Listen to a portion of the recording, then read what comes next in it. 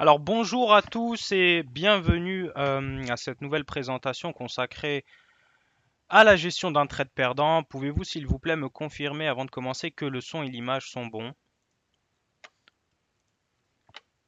Pouvez-vous s'il vous plaît me confirmer que le son et l'image sont bons? De cette manière, nous allons pouvoir commencer la présentation sur la gestion d'un trade perdant.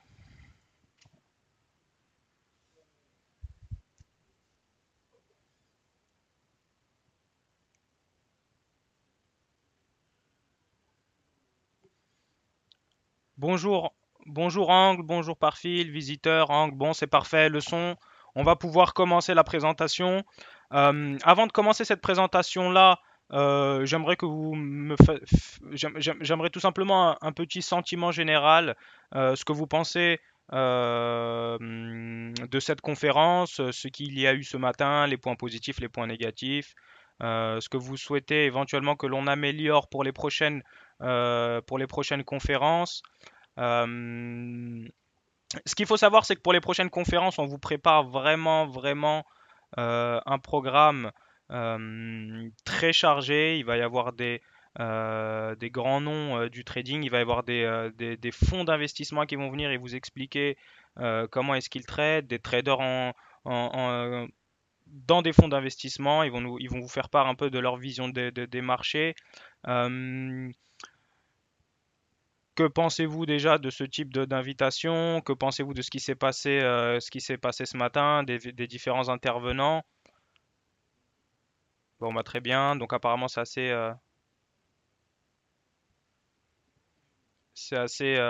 bon, c'est super. Vous êtes assez content de ce qu'il y a eu ce matin. Donc comme je vous l'ai dit pour les prochaines journées, pour les prochaines conférences, on vous a prévu des personnalités comme Rodolphe Stéphan. Il va y avoir des fonds d'investissement. Il y a vraiment des choses pas mal. Il y a vraiment des choses pas mal. Soyez attentifs. De toute façon, on vous tient au courant. On vous tient au courant de ce qui se passe régulièrement sur le site d'EliFX. Bien entendu, avant de commencer, l'avertissement légal. Négocier sur marge sur le marché des devises ou via des produits CFD comporte un risque élevé et ne peut être recommandé à tout investisseur. Vous devez être conscient des risques associés au marché d'échange et aux produits CFD et consulter un conseiller financier indépendant si vous avez quelques doutes que ce soit. Toute opinion, information de marché, note de recherche, analyse, prix et autres notifications ont pour seul et unique but de commenter l'évolution du marché d'échange et ne constituent en aucun cas un conseil d'investissement. FXCM ne pourra en aucun cas être tenu responsable de pertes ou dommages occasionnés incluant sans restriction des pertes ou manques à gagner qui pourraient découler directement ou indirectement de l'utilisation de ces informations. Très bien, bon, je vois qu'il y a du monde sur, sur le chat, c'est excellent, on va pouvoir commencer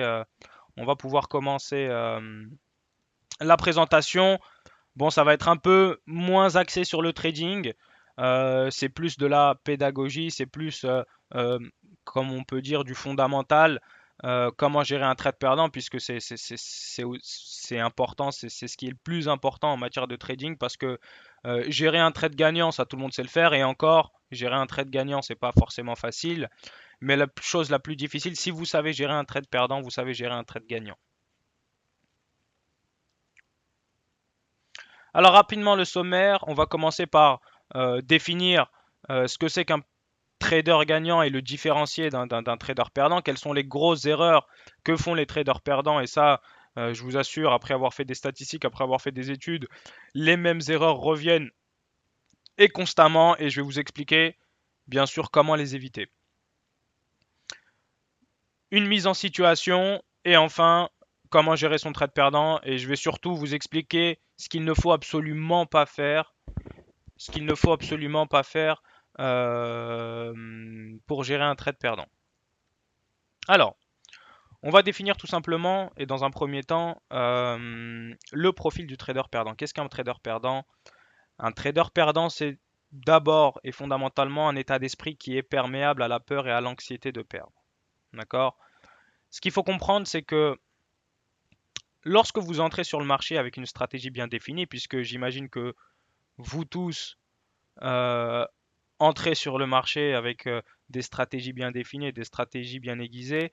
Ce qu'il faut comprendre, c'est que à partir du moment où est-ce que vous entrez sur le marché avec cette anxiété de perdre de l'argent, ça ne sert absolument à rien de rentrer sur le marché. D'accord? Pourquoi? Parce que le moindre faux mouvement ou la moindre variation qui n'ira pas dans votre sens, vous allez paniquer et clôturer une position en perte qui aurait pu être gagnante pour vous. Donc nous avons tous tendance à accumuler les trades perdants, ce qui déclenche forcément chez nous un sentiment de peur. On perd le premier trade, on perd le deuxième trade, on perd le troisième trade, on commence à perdre confiance, on commence à être moins lucide, moins serein face à nos décisions, on commence à clôturer des positions en perte alors qu'on aurait pu gagner dessus. Et vous avez eu l'exemple ce matin avec Luc Vaudan qui est parti sur une position qui était initialement perdante et qui s'est retrouvé en gain à la fin. D'accord? C'est typiquement le type de comportement, et je dis bien le type de comportement qu'il faut adopter, c'est-à-dire qu'il faut, avant de vouloir gagner, savoir perdre pendant un certain moment sur les marchés. D'accord? Donc cette peur-là, d'accord, vous empêche de profiter pleinement des trades gagnants, et ça, c'est statistiquement prouvé. D'accord? À partir du moment où est-ce que vous entrez sur le marché avec une stratégie bien définie, mais que vous avez toujours ce sentiment de perdre, alors croyez-moi, ça ne sert à rien de rentrer parce que la moindre contre-variation vous fera, en fait, c'est plus fort que vous allez vouloir clôturer la position pour éviter les dégâts. Alors que il n'y a peut-être pas de dégâts en fait, et que peut-être que votre stratégie initialement était bonne. Pourquoi? Pourquoi est-ce que la peur est un facteur avec lequel il ne faut pas rentrer sur le marché? Tout simplement parce que ça vous fait fermer les positions trop tôt pour assurer un minimum de gains. D'accord? Pour couvrir les pertes. Alors quand on perd une position, deux positions, trois positions, vous vous retrouvez dans un état d'esprit où vous vous dites il faut que je me refasse. Ça c'est faux. D'accord? Se refaire c'est au casino mais c'est pas sur les marchés. Lorsque vous entrez dans cet état d'esprit-là de vouloir vous refaire ou alors de vouloir couvrir les pertes, d'accord? Vous entrez dans une logique où initialement vous n'allez pas gagner sur les marchés. Pourquoi? Parce que vous ne voyez pas plus loin que les pertes que vous avez eues et ça c'est pas bon. Le résultat, forcément, c'est une performance mauvaise avec en fait des profits trop faibles pour couvrir les pertes. D'accord? Vous allez tellement être en panique par rapport à ces pertes-là que vous allez avoir que la position, dès qu'elle va passer en positif, vous allez dire bon, j'assure quand même ce petit gain, j'assure ce petit gain et au moins j'aurais couvert un peu mes pertes, c'est complètement faux.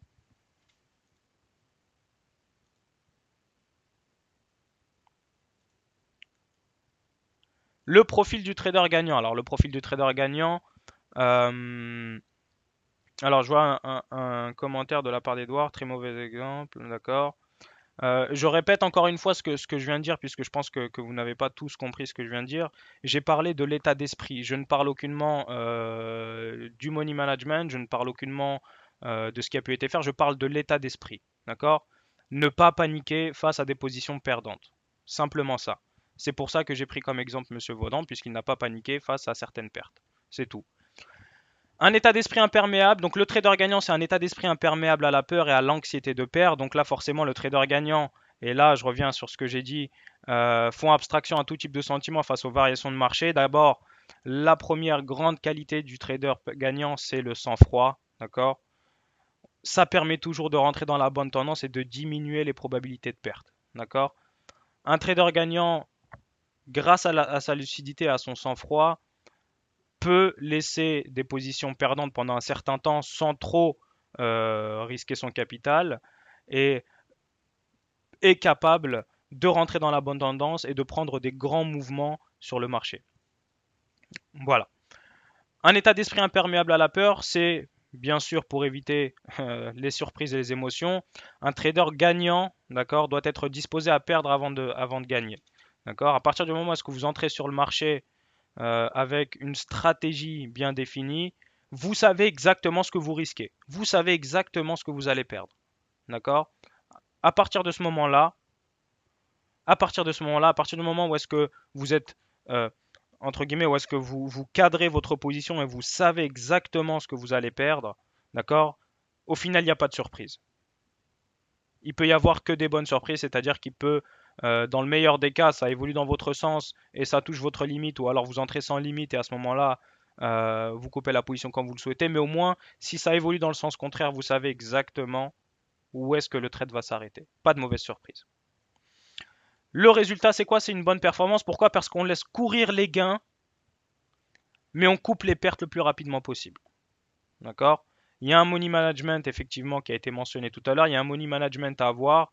Ce money management, vous devez l'adapter effectivement à vous, à votre, à votre, à votre stratégie trading, mais je vais vous expliquer ce qu'il ne faut pas faire et comment il faut faire pour gérer son trade perdant.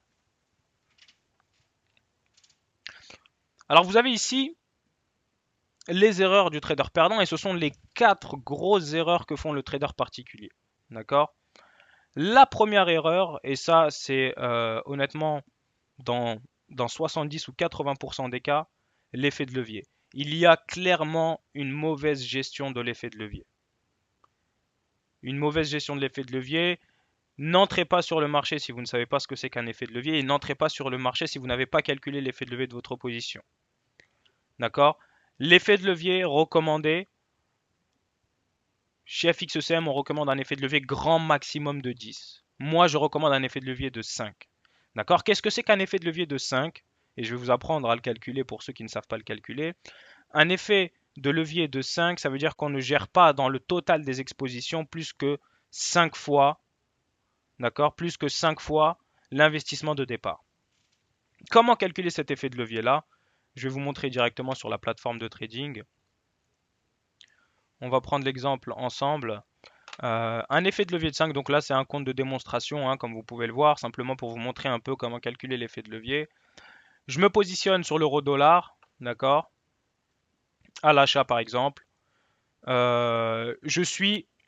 un capital initial de 50 000 euros, d'accord. Pour un effet de levier de 5, d'accord, la position pour un effet de levier de 5, c'est 250 000. Vous l'avez bien compris. On gère, si je prends position là, de 250 000, je gère 5 fois ma mise de départ qui est 50 000. D'accord? Donc l'effet de levier à calculer, il est très simple. D'accord? Vous divisez le montant que vous allez prendre ici dans la plateforme de trading, vous le divisez par votre capital. Ça vous donne l'effet de levier effectif utilisé sur votre position. D'accord? Si je gère que 50 000, là j'utilise un effet de levier de 1.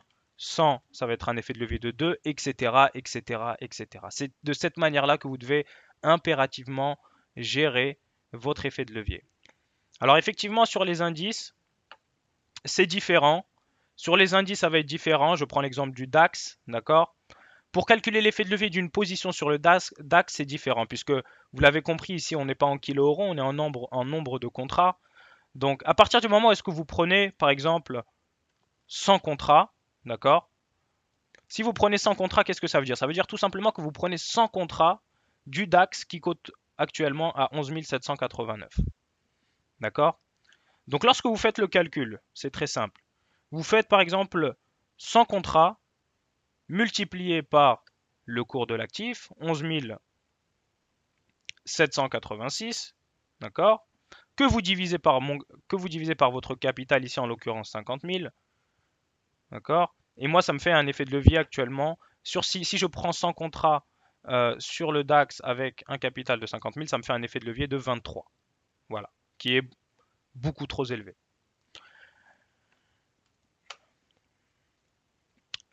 Donc j'espère que c'est clair pour vous. Je vous ai montré comment calculer l'effet de levier à la fois sur le Forex et à la fois sur les indices.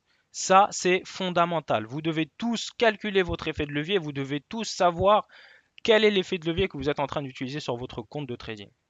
C'est primordial. Pourquoi? Parce que cet effet de levier-là, ça va vous éviter de 1 les appels de marge, ça va vous éviter de solliciter la psychologie du trading, ça va vous éviter d'être stressé face à des positions qui fluctuent trop rapidement, ça va vous laisser profiter des grands mouvements lorsque vous pouvez prendre de grands mouvements et ça vous permet aussi de supporter une certaine perte pendant un certain moment. D'accord? Ensuite, la deuxième erreur, et celle-ci aussi très importante chez les traders perdants, c'est le trading à contre-tendance. Comprenez une chose, lorsque le marché vous donne sa tendance, lorsque vous voyez une tendance bien définie, d'accord, Ça ne sert à rien d'aller contre le marché.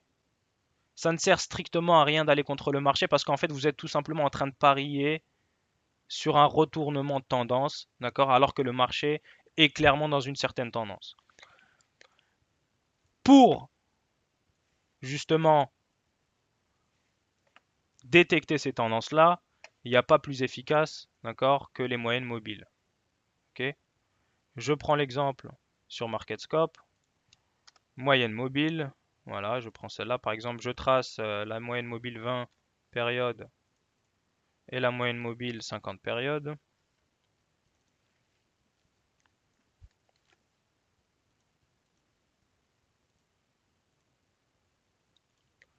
Voilà, et j'en prends une encore plus longue sur 200 périodes par exemple. D'accord, ça ce sont les moyennes mobiles les plus utilisées en salle de marché, donc c'est pour ça que j'ai choisi ces unités de temps-là, ces périodes-là. Bon voilà, on va la faire comme ça. Voilà. Là on est sur, on va se mettre sur du 4 heures, d'accord. Vous voyez clairement que sur l'euro-dollar, la tendance est clairement baissière, d'accord. C'est pas plus compliqué que ça. Honnêtement, c'est pas plus compliqué que ça. Vous tracez vos moyennes mobiles, vous détectez les tendances et honnêtement, sur l'échelle de temps que vous aurez choisi, ça sert pas à grand chose de rentrer contre la tendance. Troisième erreur, le stop loss et la limite. Le stop loss et la limite, il faut comprendre. Alors, bonne question de la part de PYJ. Moyenne mobile simple ou exponentielle. Là, j'ai utilisé des moyennes mobiles simples. Alors, la seule différence qu'il va y avoir entre les moyennes mobiles simples et les moyennes mobiles exponentielles, c'est tout simplement la méthode de calcul. D'accord? La moyenne mobile simple, c'est tout simplement une moyenne arithmétique des cours de clôture sur la période que vous avez choisie, alors que la moyenne mobile exponentielle accorde tout simplement, en fait, c'est une moyenne pondérée, ça veut dire qu'en fait, vous allez accorder plus d'importance aux cours les plus récents, ce qui est à mon sens plus logique puisque c'est forcément les cours les plus récents, d'accord, qui a une plus forte influence sur l'évolution du cours d'un actif. Les deux sont valables, tout dépend de ce que vous pensez être plus pertinent. Les stop loss et la limite, d'accord. Stop loss, limite, ça c'est un fondament, c'est un classique. Tout le monde ne sait pas utiliser ce stop loss et cette limite là. Donc encore une fois, c'est très basique. Je vais vous montrer comment l'utiliser. Je prends une position sur l'euro dollar. D'accord. Sur une position, allez, on va prendre un effet pour mettre tout en pratique, on va prendre une position de 250K. Donc effet de levier de 5 pour ceux qui ont compris. D'accord. J'avance, je place mon stop. D'accord. En général, quand on place son stop, c'est pas plus de 1%, 1% et demi de son capital. Je vais prendre 1% et demi de mon capital. Donc je calcule 1% et demi de mon capital, ce qui me fait 750 euros. Donc je place ici, allez, hop, sur une position de 250K. Vous le voyez en bas. Ici, mon stop à 250. D'accord? Donc à 33 pips. Et puis ma limite, si je la place, alors c'est une logique. D'accord? Euh, Lorsque vous placez vos stops et vos limites, d'accord? Si vous mettez votre stop à 750, donc 33 pips, il faut être prêt à en gagner plus, donc 1500. Ça, encore une fois, c'est théorique, d'accord? Pourquoi utiliser une limite qui est 2 fois plus importante que le stop? Et je vais vous expliquer pourquoi. Puisque lorsque vous prenez une position, d'accord?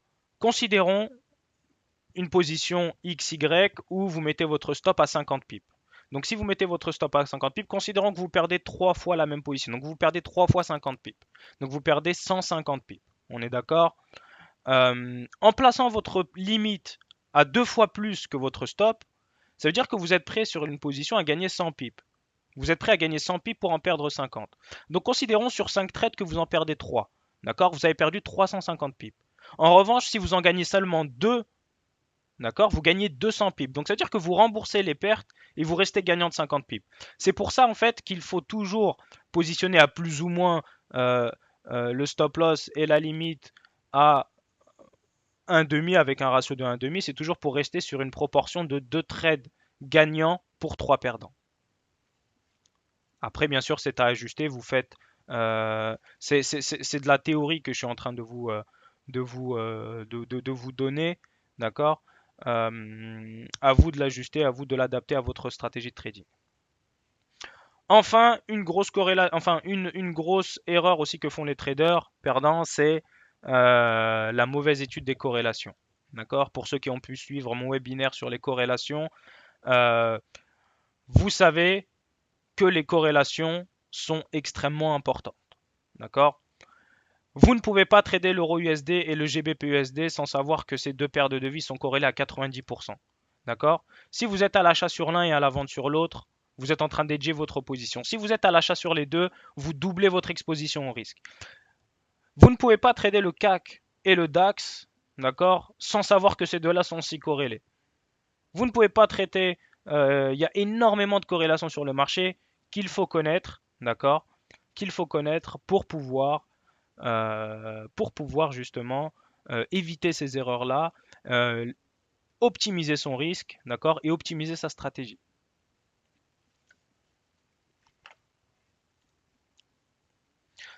Il y a 4 facteurs fondamentaux qui entrent en compte dans les erreurs, justement dans les erreurs du trader.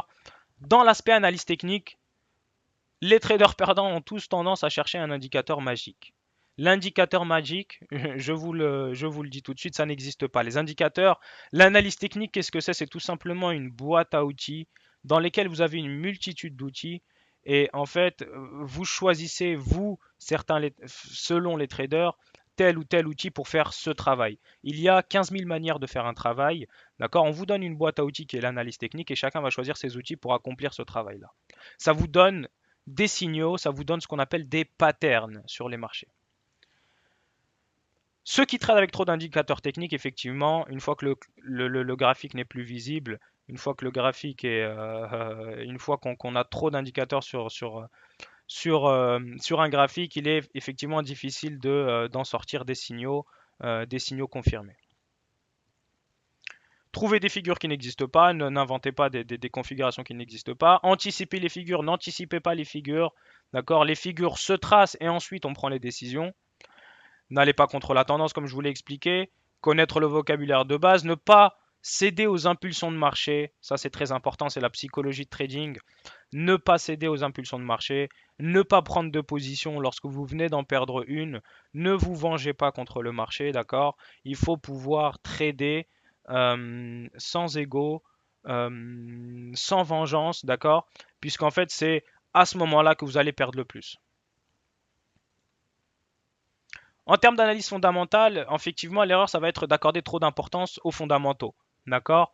Aux chiffres économiques. Effectivement, je ne suis pas en train de vous dire que ça n'a pas d'impact sur les marchés, mais il y a certaines informations, il y a certaines publications, certains chiffres qui sortent et qui n'ont strictement aucun effet sur les marchés. D'accord? Donc n'accordez pas trop d'importance non plus à l'analyse fondamentale. D'accord? Il faut plutôt plaider pour des rebonds, replis en se basant sur des fondamentaux uniquement. Comme je vous l'ai dit, penser qu'une statistique peut renverser le marché, ça c'est complètement faux. D'accord? Penser qu'un bon chiffre fera toujours monter le marché, des fois ça peut être le contraire et je pense que nombreux d'entre vous ont l'expérience de ces publications de chiffres. Le money management, c'est fondamental. C'est très dangereux d'entrer sur le marché sans avoir de plan de trading, comme je vous l'ai expliqué. Donc, effet de levier, stop loss, money management, corrélation. Voilà. Ça, ce sont les fondamentaux pour pouvoir vous développer votre stratégie de trading. Ne pas avoir défini son profil, effectivement, si vous-même vous ne vous connaissez pas, si vous-même vous ne savez pas de quel est votre profil, quelle est votre stratégie de trading, est-ce que c'est plutôt risqué, moins risqué, moyennement risqué, effectivement, c'est une grosse erreur.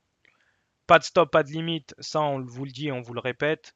La contre-tendance, couper les gains trop tôt et garder les pertes, c'est exactement ce que je vous ai expliqué en début de présentation. N'opérez pas de façon impulsive. Trop se diversifier, effectivement, trop se diversifier, ça fait que vous devez gérer 10 000 fois en même temps.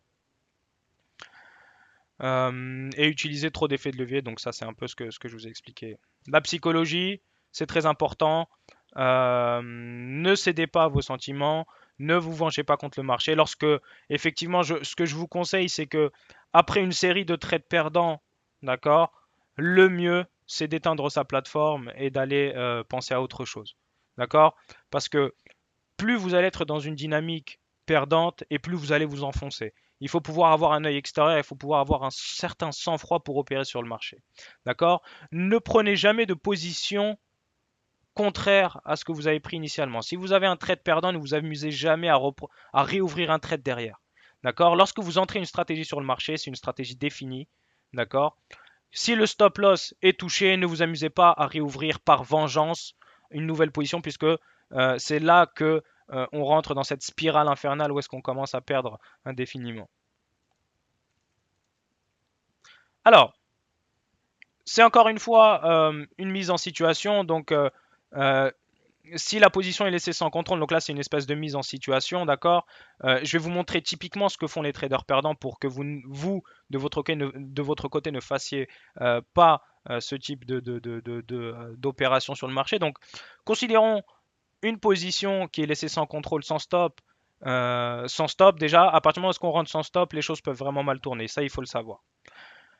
Une position avec un engagement trop important peut conduire à des pertes démesurées, et puisqu'une position peut évoluer en votre défaveur pendant une période prolongée, ces pertes peuvent nuire irrémédiablement à votre capital et à votre futur sur les marchés.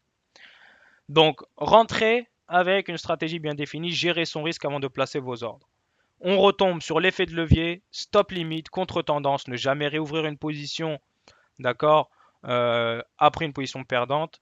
D'accord? Et il y a une chose qui est fondamentale aussi, c'est qu'il faut comprendre qu'un floating négatif, d'accord, ce sont des pertes, même si la position n'est pas clôturée. Ce qu'il faut retenir, c'est que le nombre de trades perdants n'a aucune importance si les gains sont plus importants. Effectivement, il faut être gagnant sur le long terme. Là, vous avez l'exemple de la gestion de votre exposition. Donc, effectivement, lorsque vous dites que sur une position, il ne faut pas dépasser 1,5% de son capital, d'accord? Moi, je vous recommande de ne pas dépasser par position, c'est-à-dire le global des positions, la totalité de votre exposition au risque, d'accord? Ne pas dépasser 5% de votre capital. Considérons un compte avec 10 000 euros, d'accord? Si vous passez 4 positions, chaque position sera 1,5%, le stop sera 1,5% du capital total, d'accord? On va prendre 1,5% pour faire une exposition totale par rapport au compte de 5%.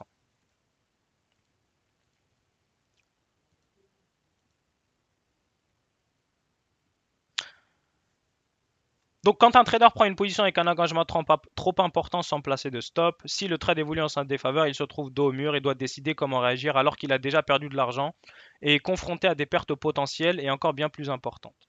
D'accord? Il ne faut jamais être disposé à perdre plus que ce que vous êtes prêt à gagner. D'accord? Ça, c'est très important. Ça, c'est même dans la vie de tous les jours. Vous n'allez jamais entrer dans une affaire ou faire une affaire où vous êtes prêt à perdre 2000 euros pour en gagner seulement 500. Ça, c'est exactement pareil dans le trading. Là, vous avez l'exemple de ce qui peut se passer. Enfin, c'est pas de ce qui peut se passer, c'est de ce qu'il se passe chez nos clients FXECM. Vous avez dans les barres rouges, c'est ce qu'on appelle l'average loss, c'est les moyennes de pertes, euh, la moyenne des pertes que les clients sont prêts à engranger par rapport aux gains. Donc vous voyez qu'à chaque fois, que ce soit sur l'euro-dollar, le GBP yen, le USD yen, etc., vous voyez pertinemment que la moyenne des pertes est toujours plus importante à la moyenne des gains, ce qui n'est pas normal.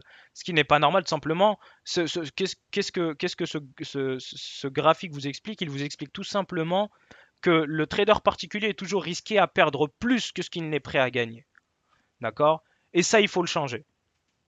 Il faut toujours être prêt à gagner plus que ce que vous n'êtes prêt à perdre. C'est le raisonnement contraire. Moi, ce que j'ai envie de voir, c'est des barres bleues ici et des barres rouges toutes petites. C'est l'idéal. Alors maintenant, je vais vous dire exactement la gestion d'un trade perdant et je vais vous donner, j'ai pris un exemple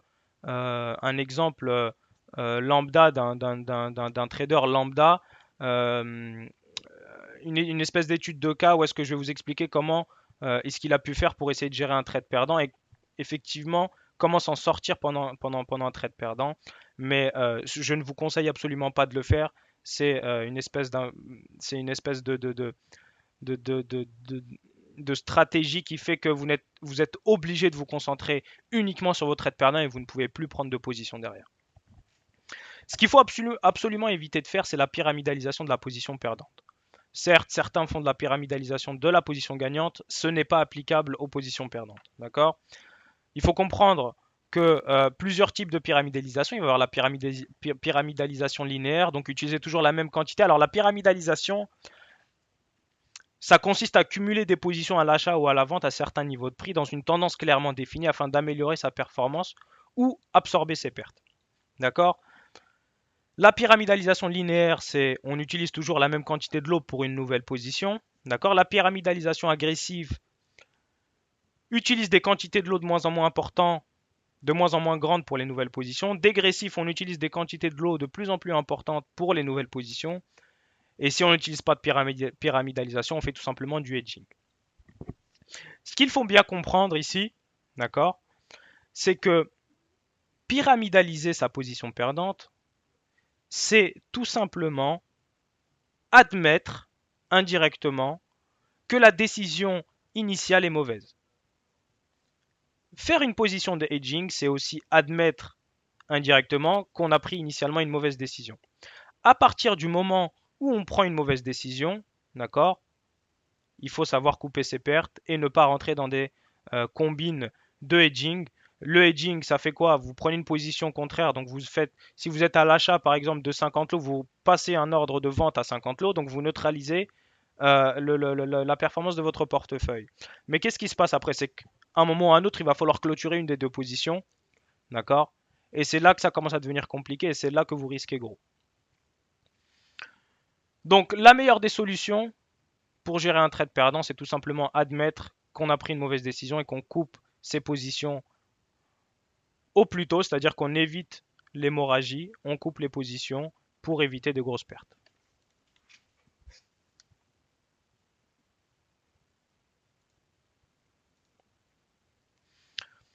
Alors, gérer un trade perdant, ça, j'ai fait une petite mise en situation. Je le rappelle, c'est absolument à ne pas faire. D'accord? C'est simplement pour vous expliquer la mécanique infernale que certains utilisent pour pouvoir gérer un trade perdant et vous dire justement de ne pas faire ce type de position. Donc, considérons un FRA 40 à 4000 points, d'accord, avec 10 contrats, donc à 1 euro du point. D'accord. On considère que le FRA perd 50 pips, donc il passe à 3950. Donc on a une perte latente de 50 euros. D'accord. Mais le problème, c'est que le marché est toujours bearish, est toujours à la hausse, et l'objectif est toujours à la baisse, pardon, et que le prochain objectif est toujours à 3900. Vous avez trois solutions. Soit on coupe sa position tout de suite et on dit voilà, j'ai pris une mauvaise position et je coupe on a pris une mauvaise décision, on coupe sa position et on n'en parle plus, on se reconcentre sur le marché pour voir d'autres opportunités. Soit on a la tête dure et on se dit bon, je vais hedger ma position comme ça, je neutralise mes 50 euros de perte et comme ça, je reporte à plus tard ce que je peux faire aujourd'hui. Ou alors on pyramidalise et là on fait une stratégie agressive.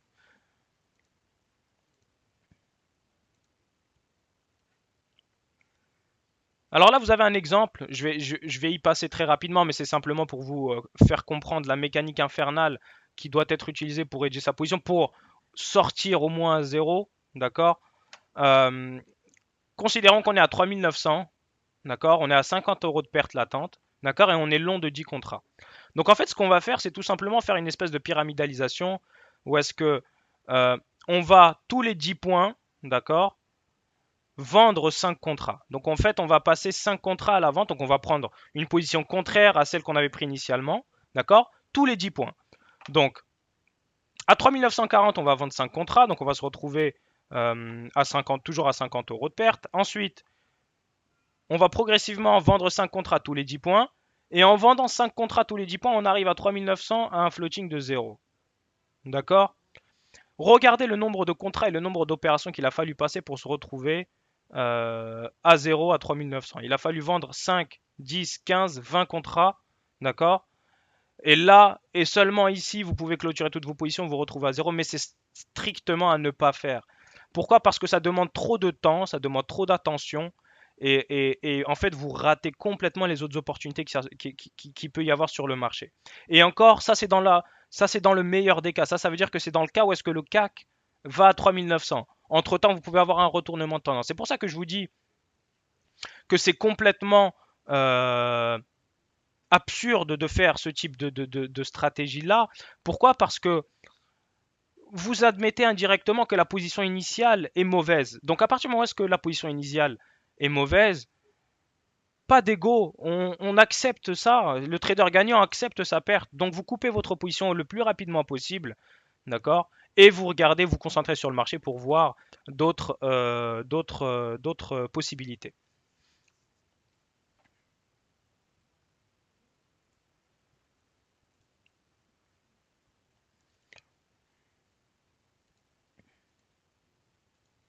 Alors le hedge de la position, je vous l'ai expliqué aussi, c'est simplement prendre une position contraire à la position qu'on a prise au préalable.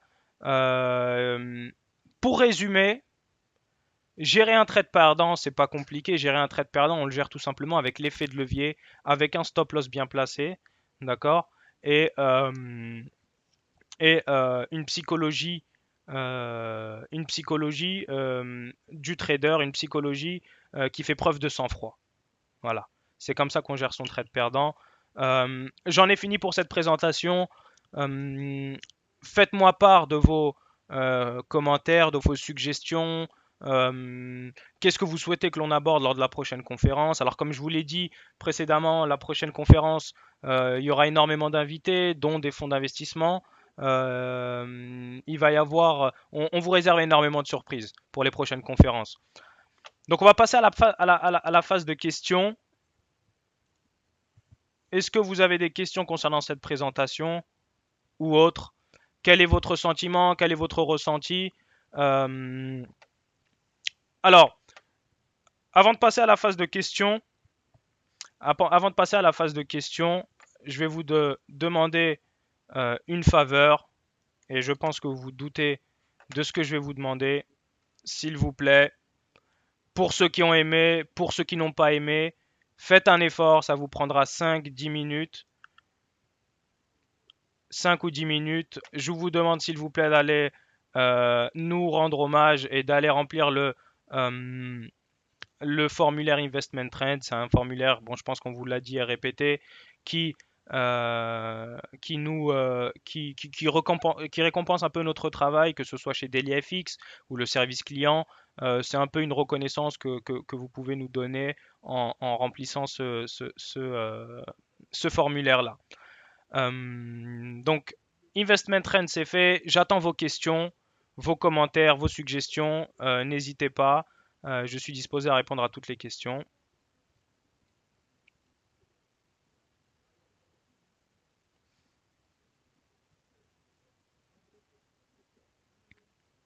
Alors, je vais reprendre un peu les questions qu'il y a eu. Alors, j'ai pas pu répondre à toutes les questions.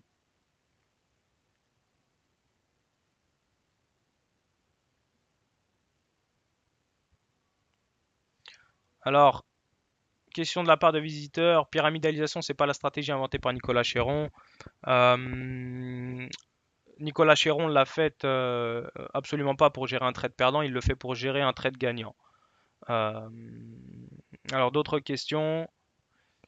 Le hedging est maintenant interdit aux US. Comment font les traders américains pour contourner ça? Bah justement, si le hedging a été interdit aux États-Unis, c'est pour une raison, d'accord? C'est que en fait, maintenant aux US, on a interdit ce hedging-là tout simplement parce que les opérateurs de marché doivent être disposés à prendre leurs pertes lorsqu'ils ont des pertes. Voilà, tout simplement. Et pour éviter la spéculation excessive, éviter des ordres sur les marchés qui n'ont strictement rien à voir avec l'offre et la demande sur les marchés, parce qu'une position d'hedging, qu'est-ce que vous faites? Vous êtes tout simplement en train de neutraliser une position spéculative qui n'a strictement rien à voir avec la demande réelle sur le marché de l'offre et la demande.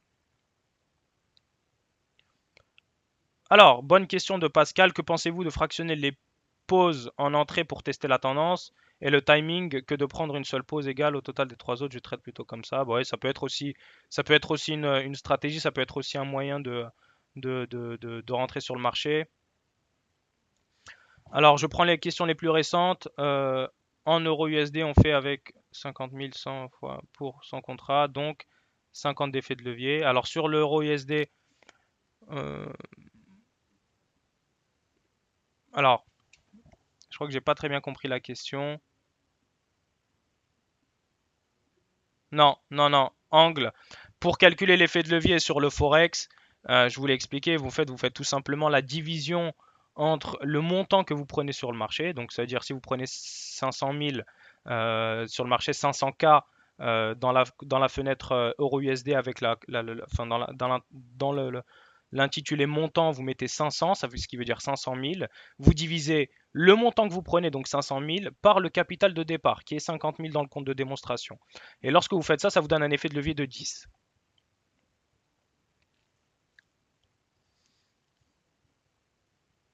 Question de la part de Martine, si j'ai un compte de 6 000 euros et que je prends 100K de DAX, cela me fait quel effet de levier? Eh bien Martine, je l'ai expliqué dans la présentation, pour calculer votre effet de levier sur 100 positions et pas sur 100 contrats et pas 100K, parce que sur le DAX, on parle de contrats. Vous faites 100 contrats multipliés par le cours du DAX, d'accord? Divisé par votre investissement de départ, ça vous donnera l'effet de levier effectif.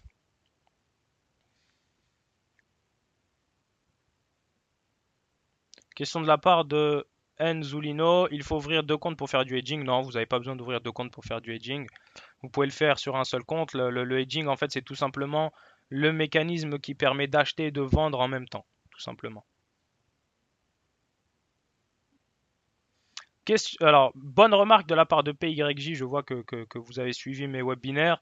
On peut aussi, avec les corrélations, se hedger, effectivement, pour tous ceux qui ont suivi mon webinaire sur les corrélations. C'est totalement vrai.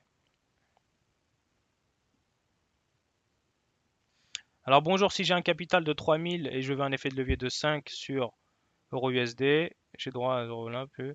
Alors c'est très simple, hein. Vous commencez avec un capital de 3000, vous voulez un effet de levier de 5, d'accord? Vous faites 3000 fois 5, ça fait 15 000, donc ça veut dire que vous prenez une position de 15K sur l'euro dollar.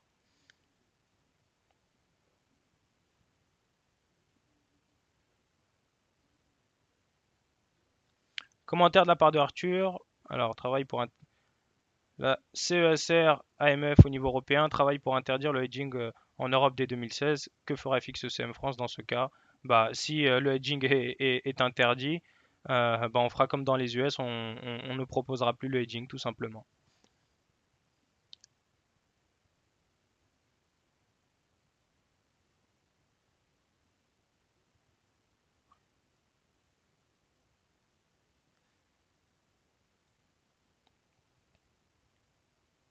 Alors, commentaire de la part de Mayen, je tiens à vous dire que moi je me contente de petits gains et de petites pertes.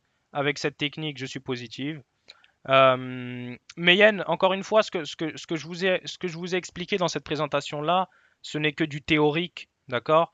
Mais à partir du moment où est-ce que vous ne risquez pas plus que ce que vous êtes prêt à gagner, forcément, il y a de grandes chances que vous soyez positif.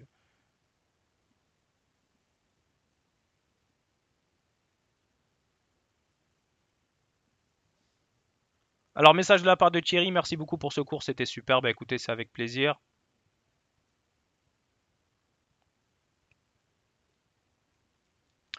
Message de la part de Angle, à mon avis, s'il prend des positions de 15K avec 3000 euros, il n'ira pas loin. Sauf que on est en train de parler de trading, on est en train de parler d'investissement financier, on n'est pas en train de parler de la roulette russe au casino. L'objectif n'est pas d'aller loin rapidement, l'objectif est d'aller loin sur le long terme. Donc à partir du moment où est-ce que vous utilisez des effets de levier supérieurs à 5 ou 10, soyez conscient que c'est soit vous gagnez, soit vous perdez la totalité de votre compte. Après, c'est libre à vous. Je pense que vous êtes tous des adultes et vous êtes tous disposés à prendre, à assumer les risques qui sont associés au trading avec des effets de levier importants. Alors, bonne réflexion pour ceux qui sont déjà en position de hedge. Pour ceux qui sont déjà en position de hedge, comment est-ce que font pour ceux qui s'en tirent le mieux? dans les positions d'edging, comment font-ils? Alors, une fois qu'on est en position d'edging, c'est-à-dire qu'on a une position à l'achat et une position à la vente, qu'est-ce qu'on fait? À partir du moment où est-ce qu'il y a une tendance significative, une tendance claire, qu'elle soit à la hausse ou à la baisse, eh bien, on diminue tout simplement le nombre de lots qui nous a permis le hedging. D'accord? Et au fur et à mesure que la tendance prend forme, par exemple, si on est à la hausse, au fur et à mesure que la tendance prend forme à la hausse, on clôturera, au fur et à mesure, on réduira le nombre de lots que l'on a à l'achat, d'accord? Au fur et à mesure. Et pour pouvoir justement, pour que la position gagnante absorbe les pertes des positions perdantes et se retrouver en gain in fine.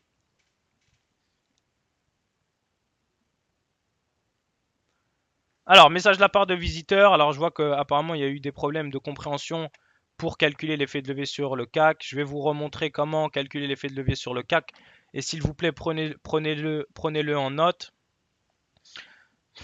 Pour calculer l'effet de levier sur le CAC, d'accord? Vous voyez bien ici que j'ai un capital initial de 50 000 euros. D'accord? C'est le compte de démonstration, 50 000 euros. Et je vais prendre, par exemple, 100 contrats sur le CAC. D'accord? 100 contrats sur le CAC, qu'est-ce que ça veut dire? Ça veut dire que vous prenez 100 contrats à 5182. On est d'accord? Un contrat sur le CAC, ça équivaut à 5182. 100 contrats sur le CAC, ça équivaut à 100 fois 5182. D'accord? Donc, vous allez faire l'opération suivante. Vous allez faire 100 contrats fois le cours du CAC, donc 5183 maintenant.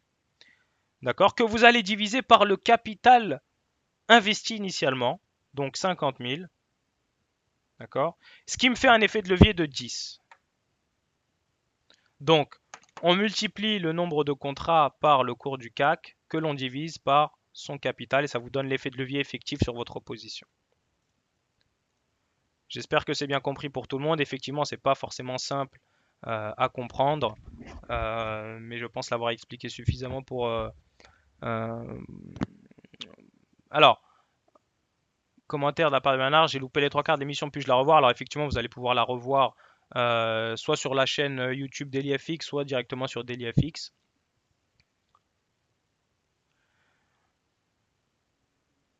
Super visiteur, tout compris, génial. Et je remontre une dernière fois pour l'effet de levier sur le Forex, d'accord? Puisque vous comprenez bien que calculer l'effet de levier sur les CFD et sur le Forex, c'est différent. Je remontre une dernière fois comment calculer l'effet de levier sur le Forex, d'accord? Prenant une position sur l'eurodoll, d'accord? Je vais prendre une position de...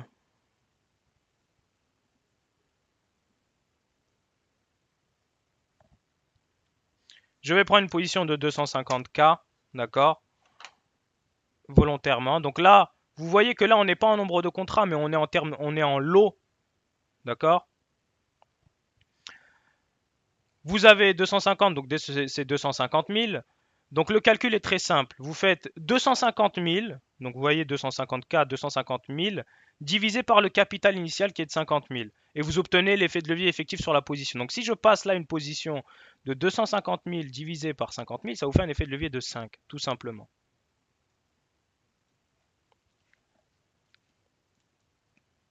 Alors, d'autres questions de la part de Miguel, j'ai pas bien compris pour le hedge. Si la tendance est long, vous fermez les longs. Non, et Miguel, c'est absolument pas ce que j'ai dit.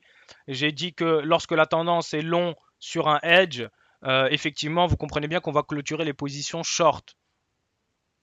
Au fur et à mesure que la tendance prend forme, on clôture au fur et à mesure, on réduit le nombre de lots qu'on a en short. En fait, on réduit le nombre de lots qui nous a permis le hedging, tout simplement.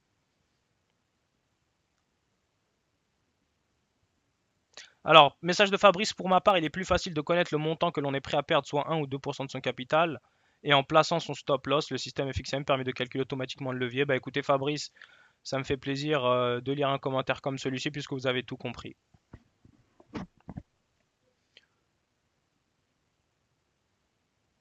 Bon, message de Hank, j'y ai répondu, parfait.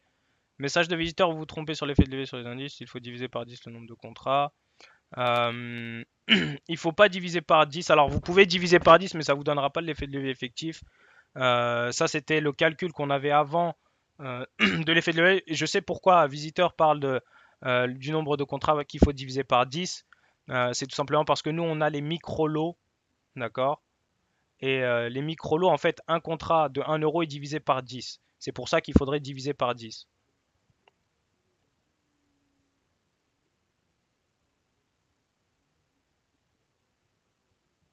Alors, est-ce qu'il y a d'autres questions concernant l'effet de levier ou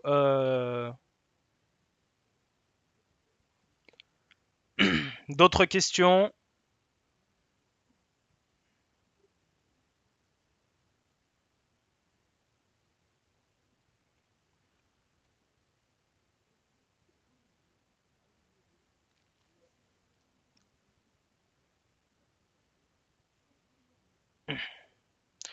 Alors ouais, voilà, message de la part de visiteurs, c'est exactement ça. C'est parce que nous, on a les micro-lots, donc effectivement, il faudrait diviser par 10.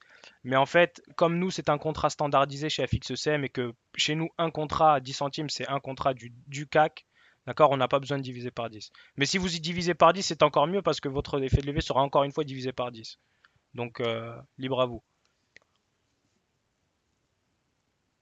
Alors, y a-t-il d'autres questions?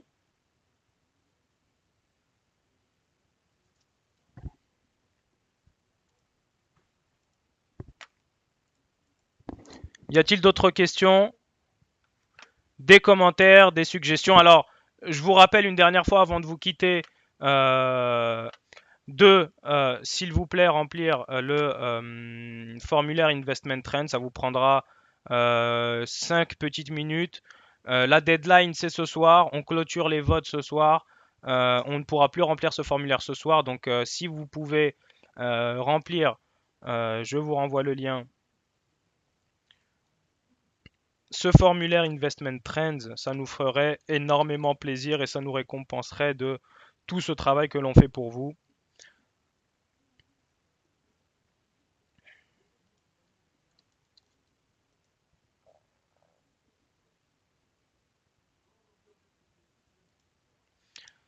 Bien écoutez, j'estime qu'il n'y a pas d'autres questions. Je vous remercie pour votre attention. N'hésitez pas à commenter, à nous laisser vos commentaires sur le forum DailyFX, nous dire ce qui vous a plu, ce qui vous a un peu moins plu, ce que vous souhaiteriez que qu'on aborde prochainement. Votre avis est important, votre avis nous est important pour qu'on puisse améliorer et vous proposer des choses qui vous plaisent. Je vous souhaite une excellente conférence puisqu'elle n'est pas terminée, une bonne après-midi et un très bon week-end pour certains.